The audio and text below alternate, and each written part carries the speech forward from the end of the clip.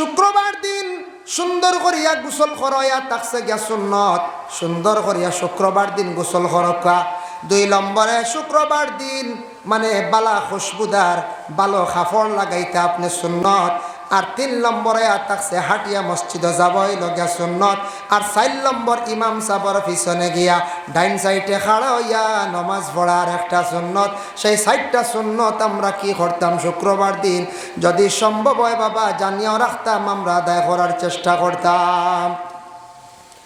এর জন্য বিশেষ করিয়া জুমার দিন হোক অন্যান্য ওক্তে হোক মসজিদে যখন যাইতাম নমাজ পড়ার হালতে, বিশেষ করিয়া শুক্রবার দিন ঈদের দিন এবং ঈদের দিন সমাজ আমরা সারায় ভালো পবিত্রময় কাপড় পরিধান করিয়া আমরা নমাজের জন্য রওনা দিতাম।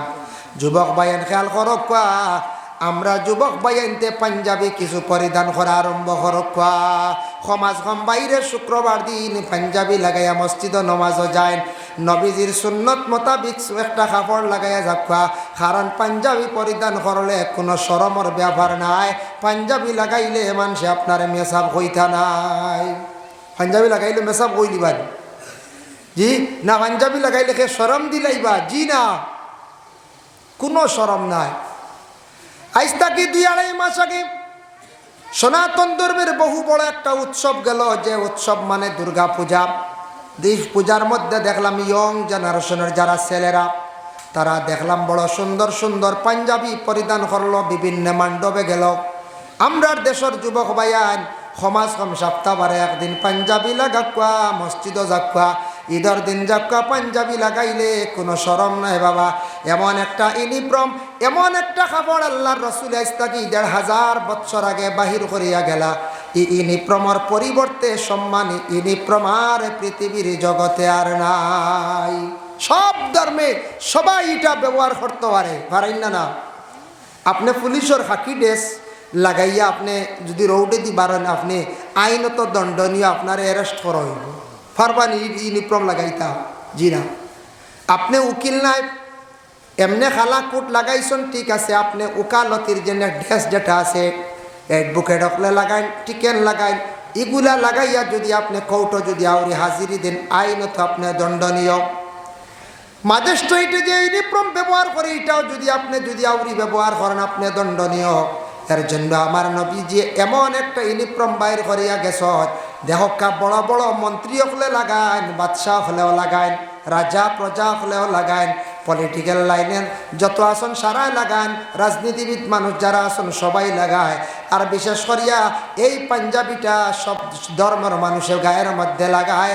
নবীজি এমন একটা ইউনিফর্ম বাইর করিয়া গেছেন, এটার মধ্যে কোনো ধরনের আপনার ব্যতিক্রম নাই, সবাই ব্যবহার করতে পারে। এটা লাগাইলে বলে তুমি আইনত দণ্ডনীয়, অসুবিধা নাই। কিন্তু একগুড়ায় ও লেবাস লাগাইয়া ঠগিয়া খায়, বুঝাইছে হইবা কিলা হালেকে এই মাদ্রাসার জীবনে গেছইন না, ইলা হওয়া যায় মাঝে মধ্যে। জীবনে হালেকে মাদ্রাসা তো একদিনও গেছই না বাবা। তুমি পাঞ্জাবি লাগাইতা, লাগানির একটা সুরত আছে, এমনভাবে পাঞ্জাবি লাগাইছ, লাগাইয়া বিভিন্ন জায়গার মধ্যে গিয়ে আমি আলিম সাহেব, হাফিজ সাহেব বলিয়া পরিচয় দিছ, যেটা পরিচয় দিয়া মানুষরে দুকাবাজি করিয়া জমিনের মধ্যে খাইতরা, দুকাবাজি করিয়া যেন খাইতরা, এটা কিন্তু বৈধ না, অবৈধ, হারাম। এর লাগি আপনি যদি লাগান নবীজির সুন্নতি লেবাস মনে করিয়া সুন্দর করে কাপড়টা গায়ের মধ্যে লাগায়, শুক্রবার দিন আপনি মসজিদের মধ্যে যান বাবা। এর জন্য মহিলা জানাইলো, আমার আল্লাহর দরবারে হাজিরি দিতে গিয়ে সুন্দর কাপড় পরিধান করিয়া আমার আল্লাহর ডাকের আমি সাড়া দিলাইয়ার হইয়া মহিলা কি করলো, এই মহিলা রেডি হয়ে গেল।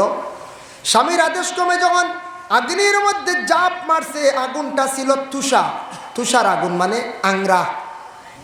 আংরার মধ্যে জাপ দিছে স্ত্রী। স্বামী তখন ডাক্কন দিয়ে ডাকিয়া রাখিলাইছে। ডাকিয়া রাখার পরে তার মনের ভাব হইল গে ঘরের বিবি মানে জ্বলিয়া শেষ। 3 দিন পরে ডাক্কন সরাইছে, দেখিছেন আমার ঘরের বিবির তো কোনো অস্তিত্ব থাকতো নাই, তাই সোনাগুলা হয়তো পাইতাম বাড়ির বকিলে সোনা দেখার লাগে আবার ডাক্কন সরাইছি। বুধবাই তাই যে 3টা রুটি খাইতে দেন না, হে সোনা তুকাই বুঝনা না কোনটা। ডাক্কন সরাইয়া দেখে গড় স্ত্রী জেলা আগ্নির মধ্যে প্রথম পর্যায়ে ফসলা ওওয়ালা রইছ, আগুনও টান্ড হইল, গায়ের মধ্যে কাপড় জ্বলল না, শরীরের কোনো পশম জ্বলল না, শরীরের ছামড়ার মধ্যে আগুন লাগলো না। যেমনে দেখছে বকিলে দেখে অবাক হয়ে গেছে। গরস্তির কাছে কইল, গো বিবি জীবনে এক ভুল করে লাইছে, বলে ভুল খালি আমার কাছে নাই, তুমি আল্লাহর কাছে মাফ চাও। 3টা রুটি আমি আল্লাহর ওয়াস্তে আল্লাহ রাস্তার মধ্যে দেওয়ার কারণে তুমি আজকে তোমার কত আদর স্ত্রীরে তুমি কিভাবে নিষ্ঠুর অগ্নির মধ্যে ফালাই দিলাই। বাবা লক্ষ্য করুন, 3টা রুটির কারণে মহিলারে অগ্নির মধ্যে ফালাই দিল। তখন মহিলা উঠিয়া জবাব দিলা, কইলা স্বামী আল্লাহর কাছে মাফ চাও।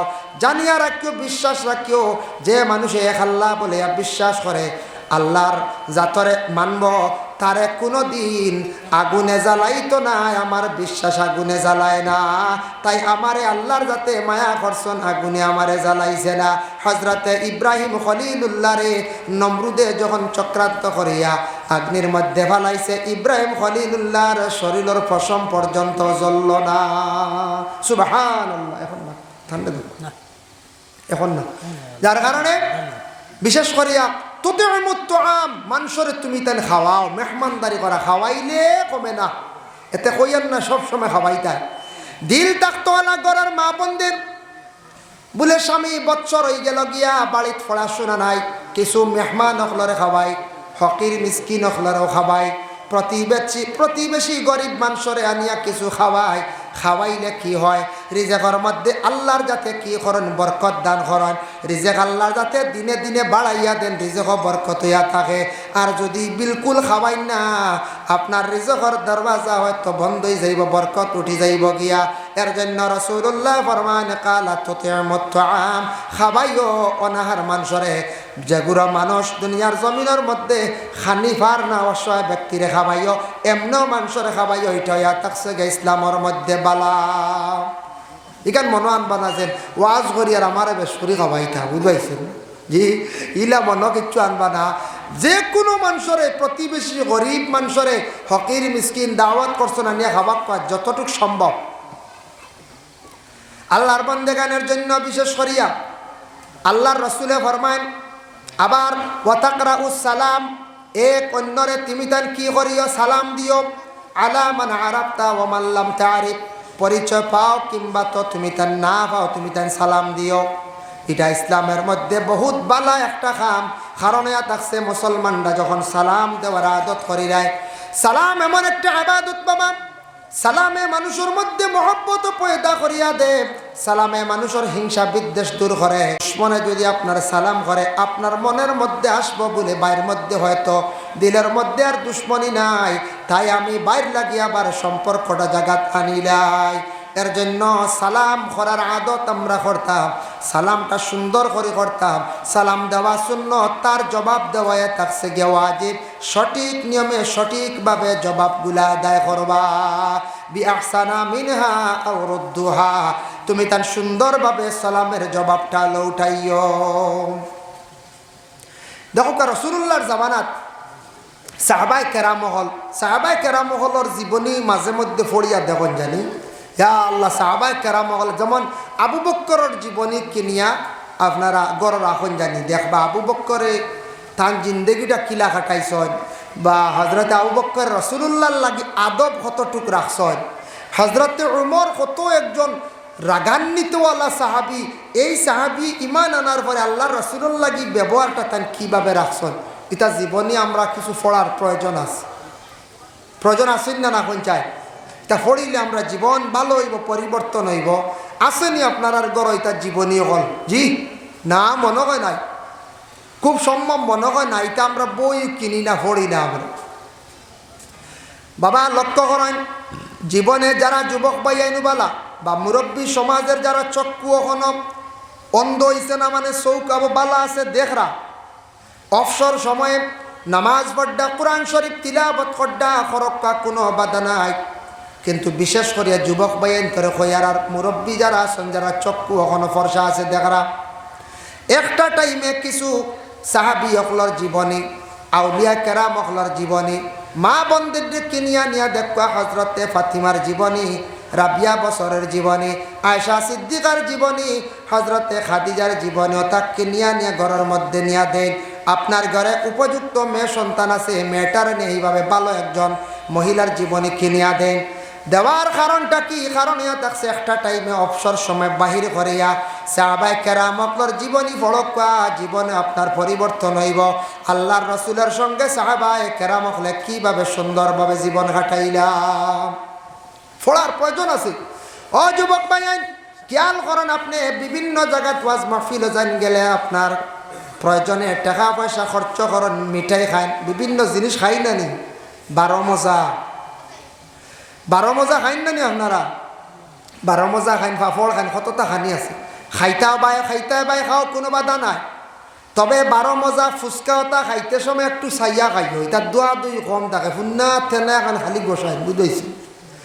আগে খাইছন ঠিক আছে, তবে আমার 12 মজার দোকানওয়ালা বাইন তোরে যেন শুনিয়া কইতা পারেন আমরা বাঙ্গানিত্রা বাইরে, ঠিক আছে? আপনি এটা দৌত করিয়া আনছেন, কিন্তু হাতওয়ালা পরিষ্কার রাখতা, সুন্দর করিয়া হাত আপনার দৌত করতা। বিশেষ করিয়া দেখবা এটার মধ্যে অনেক জিনিস পাওয়া যায়, যার কারণে খাইতে বা খাও, কিন্তু বাজারের মধ্যে গিয়া বালা বালা বইগুলা কিনিয়া নিয়ে জীবনে পড়ো, বই আনিয়া পড়ো। আমরা পড়ার আদত খুব কম, আমরা পড়ার আদতটা খুব কম, আমরা পড়ি না।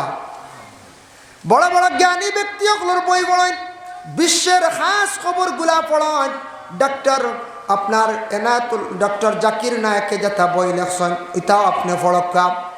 তবে যেটার মধ্যে সন্দেহ আইব ওটা আপনি ছাড়ার চেষ্টা করেন, জানি আলিম অকলর লাগি, জ্ঞানী ব্যক্তির লাগি বুঝন জানি। ডক্টর তাহির আলকা দিয়ে বড় বড় বই লেখছেন এক একটা বিষয় নিয়া, ওটা আপনি কিনিয়া পড়কা। বড় বড় পণ্ডিত হলে লেখছেন। ঈশ্বরচন্দ্র বিদ্যাসাগর ব্যাপারে তান একটা বই লেখা আছে, ওটা পড়িয়া দেখবা। বিদ্যাসাগর কেন তানরে উপাধি দেব হইল, লকব দেব হইল, তাই খেনে বিদ্যাসাগর কীভাবে হইলা, তান জীবনীটা আপনি পড়িয়া দেখকা। বাদশাহ শাহজাহান কেমন ব্যক্তি আসলা, তানও জীবনী বড়। ভারতের অনেক ইতিহাসগুলো আপনি জানতে পারবা। এটা যদি আপনি জানেন না, দেশের খবর যদি বিলকুল জানেন না, বাইরে আপনার জ্ঞান কম থাকবো, আপনি অনেক জিনিস জানা থাকা দরকার। কোনো ক্ষেত্রে কোনো সময় যদি খেয়ার সামনে যদি প্রশ্নের সম্মুখীন হয়, তার আপনি জবাবটা আপনি জীবনে দিয়া যাইতা। এর জন্য আল্লাহর বন্দেগান দয়া করিয়া আল্লাহকে আসতে যুবক বায়ান খেয়াল করক্কা, জীবনে ভালো ভালো সাহাবায়ে কেরামকলের জীবনী আপনারা পড়ক্কা, জীবন সুন্দর হইব। সাহাবায়ে কেরামকলে রাসূলুল্লাহর কাছে কিলা আদব রাখছন, মাত কথা কিলা মাতিছন, কিলা চলছন। এর জন্য রাসূলুল্লাহ বিদাওয়ার ঘরে হজরতে উমর একদিন উসমান গনিয়ে সালাম দিসলা, সালামর তাই জবাব পাইছিল না। হজরতে উসমান গনি সালামর জবাব না দেওয়া পাওয়া সত্ত্বেও বিচার দিলাইছেন আবু বকর সিদ্দিক রাদিয়াল্লাহু তাআলা আনহুর কাছে গিয়া কইরা, ও ভাই আবু বকর, আমার জীবনে আমি একটা জিনিস দেখলাম। বলে কি জিনিস দেখলায়? বলে আমার জীবনে আমি একদিন আমার ভাই ওমর দে সালাম করলাম, সালামর সঠিক জবাবটা কিন্তু আমি পাইলাম না। আবু বকরে ওই সময় ওমরে খবর দিয়া নিকটে নিছর, প্রশ্ন করছেন, ওমর তুমি কেন উসমান গনির সালামের জবাব দিলাই না? হজরতে উসমান গনিয়ে হজরতে উসমান উমরে উঠিয়া কইলা, ও ভাই, উমরে কইলা, ভাই আবু বকর, আমার নিজের খানে আমি শুনছি না, যদি শুনতাম ভাই উসমান গনির সালামের জবাব আমি দিলাম অনেক, শুনছি না গতিকে সালামের জবাব দিছি না। উসমান গনি বিচার প্রার্থী হয়ে গেছেন গিয়া সালামর জবাব না পাওয়ার কারণে, তাই বিচার প্রার্থী হয়ে গেছেন।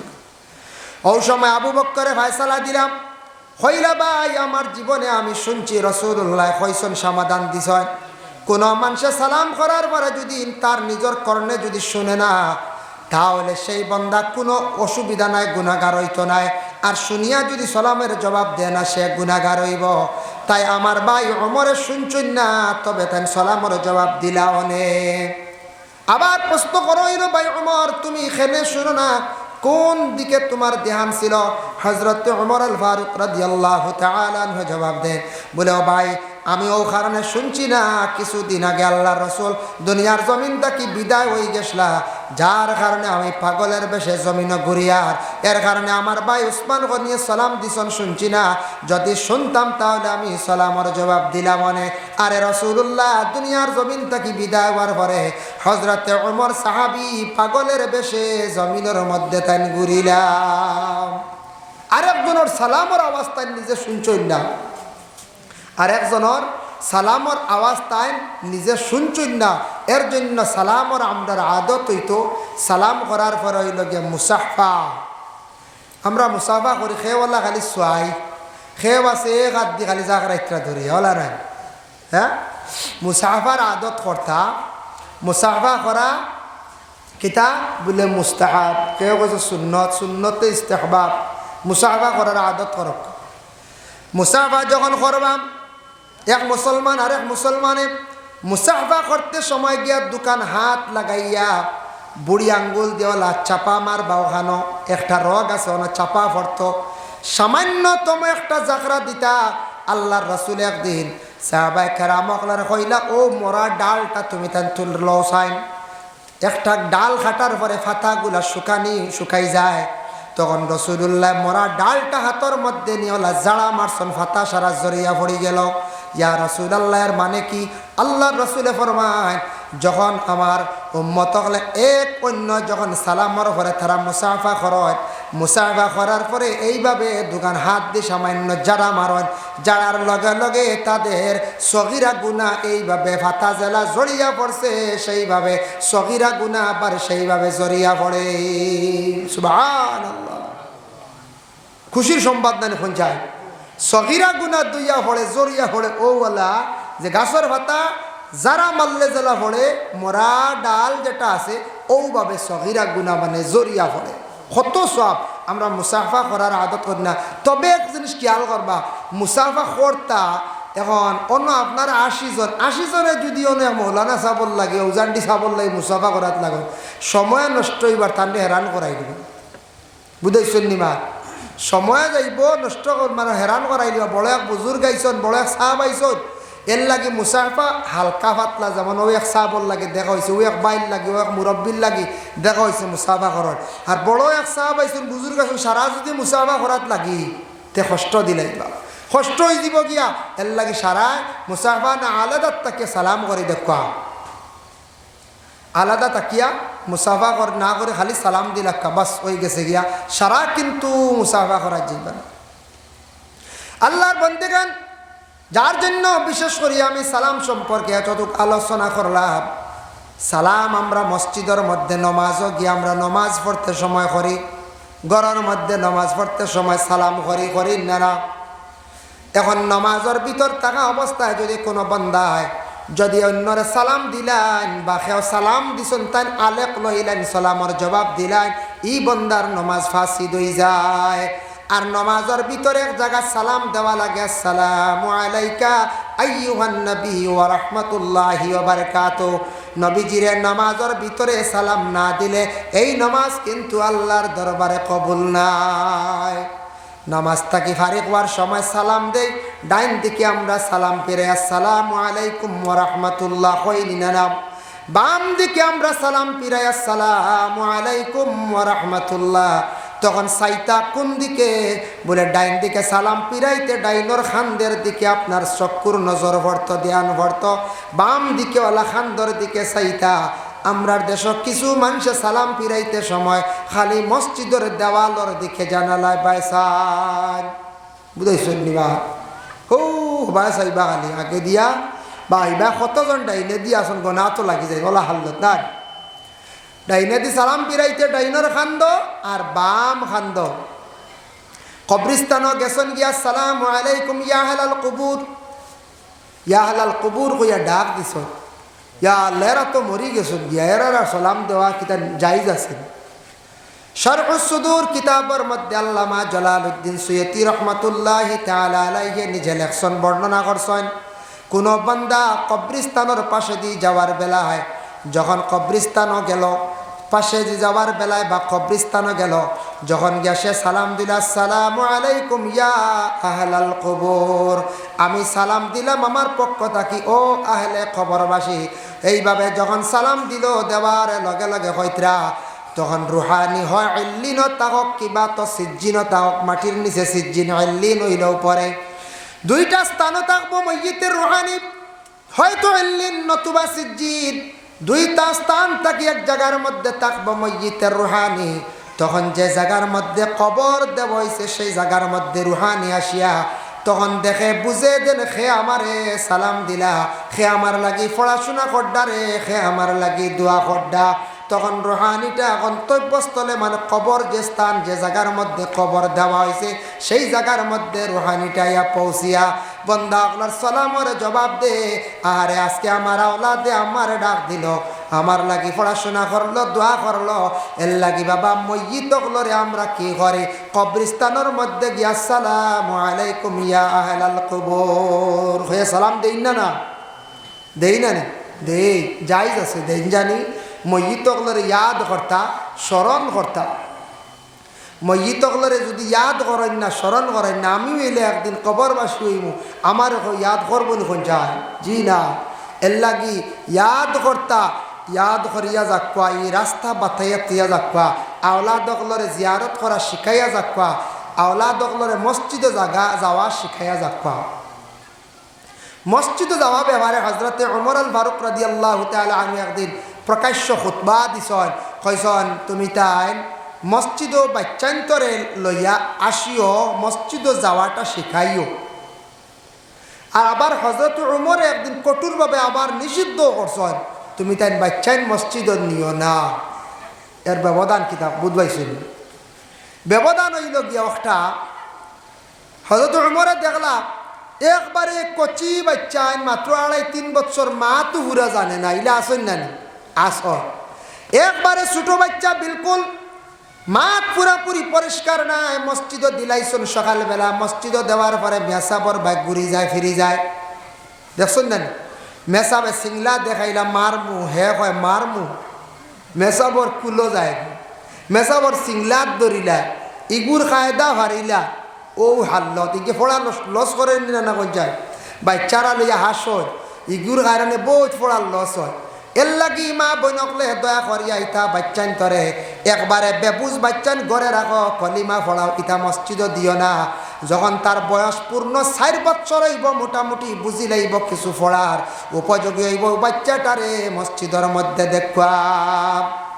2 নম্বর হইল মসজিদ দরি দরি লইয়া যাইতা বাবাই, ও যদি 2.5 বছর 3 বছরের দুধের বাচ্চা, ও দুধ ছাড়ছে লইয়া গেলা মসজিদ, মায়া করিয়া বাচ্চা নিয়ে রাখলা, রাখিয়া লাগলা নমাজও বাফর লঙ্গিত দড়ি টানে আর গেলে বুঝাইছে, বাফর লঙ্গিত দরিয়া টানের লাগা বাড়ি চাষার হিডি তুটি যা ইলাওয়া নানি হেনরে কুন্টা মারের হেন আগে দি যা। ও যেন মসজিদও গিয়া বাচ্চারা যেন এই ধরনের ব্যবহার করেন, সে তো একবারে মাসুম বেগুনা বেবুজ বাচ্চা, সে বুঝের না এই ধরনের বাচ্চা মসজিদের মধ্যে নিবা না। বয়স হয়ে গেছে গিয়া বুঝদার হয়ে গেছে 5 বছর 6 বছর, আপনি 7 বছর, আপনি 7 বছরে তার হুকুম হয়ে গেছে গিয়ে নমাজের জন্য আদেশ করদা, ও বাচ্চাটারে মসজিদের মধ্যে লইয়া যান, বাচ্চাটারে মসজিদে যাওয়া আপনি শিখান, বাচ্চারে মসজিদে নেওয়া শিখাকুয়া, জিয়ারত শিখাকুয়া, কবরিস্তান লইয়া যাকুয়া, সে জিয়ারত করা শিখুক, মসজিদ লইয়া যাকুয়া কোথাও শিখক। আল্লাহকে আসতে একবারে বেবুজ বাচ্চাইন গুনতাবা মসজিদ দিন না জানি, ইটা মেসা বগলোর বড় কষ্ট হয় বুঝাইছনি। নমাজও বেলা শুক্রবারের দিন না জানি, ইটা মাতন চিল্লাইন দৌড়াইন, এর কারণে ইটার দ্বারা আমরা ক্ষতি হয়। কিছু কিছু মহল্লাত আমরা মুরব্বী হলে কিছু জিনিস শিখাই আর ছোটো বাচ্চাইন করে বলে কিলা জানেন, মসজিদের শুক্রবারে নমাজ শেষ হওয়ার সঙ্গে সঙ্গে আমরা 1% মানুষ একবারে আগে বারোই যাই গিয়া, আর এক গুঁড়ো মোটামুটি খরইয়া মোটামুটি বারোইলাম, বারোইয়া মসজিদের উঠানো রৌদ্রর মধ্যে বা গাছর ছায়ার নিচে ধূমপান করা আরম্ভ করে দিলাম, বিভিন্ন গল্প করে। আর ও বাচ্চাইতে দোয়া করা শিখতা কিলা, তারাও দেখা যায় মসজিদের বারিন্দাত, কারণ বড় মানুষ বারে আমরাও বারে যাই গিয়া, ইলা আমরা যেন একটা প্রচলন করি দিয়ার বড় গুড়ে মসজিদের উঠানো দোয়া করিয়ার না, বাচ্চারাও দেখা দেখি তারা আমল করে, এই বাচ্চান্তর হলে আদত হয়ে যাইবার লাগে, ইটা বাচ্চান্তরে শিখাইতা সমাজ কম শুক্রবারে নমাজ পড়িয়া সারায় দোয়া করিয়া যাক। ইলা হয় না কোনো মহল্লা, ইলা ওই দেখবা মসজিদে আবার নমাজ চলে, অন্য খবর এগুলি ইলাম টাকা শুরু হয়ে গেছে, 70 টাকা আলু চলে আর গান কিতার লাগে কয়া জানেননি। আমি একদিন হলে মসজিদে নমাজ বাকি সুন্নত শেষ হন না, শুনি খবর এগুলিয়া যা চিল্লানি শুরু হয়েছে বুঝছেন নানি, নমাজ আদায় করা যান না, বাকি নমাজ এগুলো দোয়া আল্লাহর। ও আমরা খানো গিয়া পৌঁছিছি বুঝবাইছি, হই গিয়া পৌঁছিছি। ও যেমন আজকে মহফিলম আব্দুল আহাদ সাবনো তাকায় দেখলাম মাগরিবর নমাজের কিছু পরে মাইক চালু হয়েছে। নিয়ম হয়েছে যে কোনো ওয়াজ মাহফিল মাগরিবর নমাজের পরে 5-7 মিনিট সময় দিতা বাড়িয়ে ঘরে মানুষ সকল মা বই নকল নমাজত তখন মসজিদও নমাজও তখন নমাজটা শেষ হইতে একটু দম লাগো। কোনো জায়গাত দেখবা খালি নমাজ শেষ হইলে গুরু স্টেজ রেডি তকবির দিবার লাগি রেডি দেখবা ফাটাই লাইতাই বাকি এরা নমাজ একবার তোবাই বুঝতে সময় দিতা একান্নর সময় দিতা। শাবানোর চাঁদ দেওয়ার পরে সবে বরাতর রাত এই রাত মাগরিবর পরে ইমাম সাহেব কিছু নসিহত করছেন বলে ও রাতটা বড় বালা ইবাদত করিওলা নফল নামাজ পড়িও। রাত মোটামুটি আসা রক্ত হয়ে গেছে বা 8টা হয়ে গেছে 8:30 মনে করিল 9টা পর্যন্ত মাইক চালাই লাইছেন। 8:30 9টা দিন রাত গনায়া নমাজ পড়ছেন। নমাজ পড়িয়া বাকি রাত আপনি নফল ইবাদত করকা কোরআন শরীফ তিলাওয়াত করকা। কিন্তু আমরা দেশে একগুলো রাত 11টা 12টা পর্যন্ত মাইক চালায় আখতা শুনবা রাত 11টার সময় গজল আরম্ভ করে দিছ হই না তকবীর জানি সাবাইছেন মাশাআল্লাহ নারে তাকবীর সারাই কোকা সাহেব বাইরে গুরু মানছে বা সাহেব গুলো মানুষ মনে হয় নাই নারায়ে তাকবীর আল্লাহু আকবার। আজকের এই মাহফিলের সভাপতি শাহ সুফি সৈয়দ চাপ কিবলা আজকের এই মাহফিলের সভাপতি শাহ সুফি সৈয়দ জুনায়েদ আহমদ আল মাদানী সাহেব আজকের এই মাহফিলের প্রধান অতিথি আলহাজ হযরত মাওলানা ফখরুল ইসলাম সাহেব আজকের এই মাহফিলের প্রধান অতিথি আলহাজ হযরত মাওলানা ফখরুল ইসলাম সাহেব মাশাআল্লাহ। অতিথি ও সাহেব কিবলা হাসফরি তশরিফ লিয়ে আই গেছেন বাগার সাহেব আই গেছেন আর এর ঘরে আলী আহমদ সাহেব আলতাফ সাহেব সারা ইনশাআল্লাহ আইবা আই গেছেন গিয়া।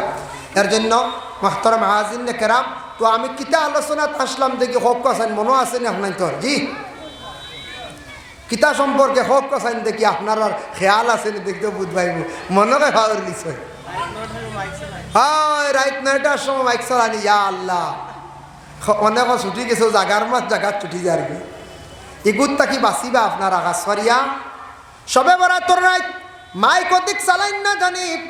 আর রমজান মাসের মধ্যে সাহরি খাইবার সময় ইমাম সাহেব বলে সামান্য সময় উঠিয়া ফড়েন কিনা রমজান মাসের সময় সামান্য সময় মাইকো ফড়িতা সামান্য সময় উঠিয়া আলহামদুলিল্লাহিল্লাযী আহইয়ানা বা'দামা আমাতানা ওয়া ইলাইহিন নুশুর ফড়িলা থোড়া জিকির করলা বা গজল একটা কইলা খোয়ার লগে লগে ওই সময় আল্লাহর বান্দাগান মাইক বন্ধ করি লাইতা। এরপরে তাহাজ্জুদের নামাজ সারাই পড়কা। রমজান মাস যদি সুবর্ণ সুযোগ পাইয়া তাহাজ্জুদ যেন পড়িতা নাই এন লাখান আর কম বক্ত মানুষ জমিন নাই। আমরা রমজান মাস এক গুঁড়ো পাইয়া উঠোন 15 মিনিট আগে উঠোন নেই ওলা এক গুঁড়ো হইবা আহ্বান চালাইন আমার গুমর বড় ক্ষতি হয় বুঝতেছেন। 15 মিনিট আগে উঠিলা মুখ দইলা কিওর অজু আর কিওর নমাজ আর তো 4টা খাইলা লৌড লইলা বুঝতেছেন। আর বাদে মেসাবে জানাই দিলাইলা 1 মিনিট আগে 1 মিনিট আগে জানাই দিলা জানাই আনলে একজনে কইলা বলে বা জানাই নিয়ে গেছে খানি বদ বলে না না এটা মেসা হলে কিছু অ্যাডভান্স জানাই দিন এটা সময় খাইয়া কাম নাই তো মেসা হলে বুঝলি অ্যাডভান্স জানাই দিন 1 মিনিট আগে কইতা এটা অর্ডার 1 মিনিট আগে 2 মিনিট আগে জানাইয়া দিলাইতা বন্ধ যেত তো আমরা ওলা খাই সময়ের গুরুত্ব দেই না ও ওলা আমরা খাই। আর ভাইয়া রমজান মাস অত বেলা সুযোগ ঘুম থাকি উঠিয়া ফয়লা অজু করিলেন জানি এখন তো ঠান্ডা উন্ডা নাই ঠান্ডা আছেন রমজান মাস যখন উঠিবা ঘুম থাকি কিংবা তো ঘুমাইছেন না আপনি অজু করক্কা অজু করিয়া খানি মা বোন হলে বাড়ার আগে আপনি নমাজ 4 রাকাত বেলা পড়িলেন বাইরে নমাজ পড়িয়া আল্লাহর কাছে এখন মুখতসরু বেলা দোয়া করেন দোয়া করিয়া খাওয়ার বেলা বসক্কা খাক্কা সুযোগ দক্কা মা বোন হলের নমাজ পড়ার হঠাৎ একদিন ব্যতিক্রমে দেরি হয়ে গেছে মা বোনরা নমাজ পড়িতে পারছেন না তাড়াহুড়া নতুবা মা বোনদের নমাজ পড়ার সুযোগ দেখা নিজে পড়ক্কা। রমজান মাসে অত ভালো একটা সুযোগ তাহাজ্জুদের সময় সাহারিগুলা খাওয়া হয় এর জন্য তাহাজ্জুদের নমাজ পড়িয়া দোয়া করিয়া খাদ্যগুলা খাইলাইলা খাওয়ার পরে আপনি কিছু সময় অপেক্ষা করুন বিছনা লইবা না।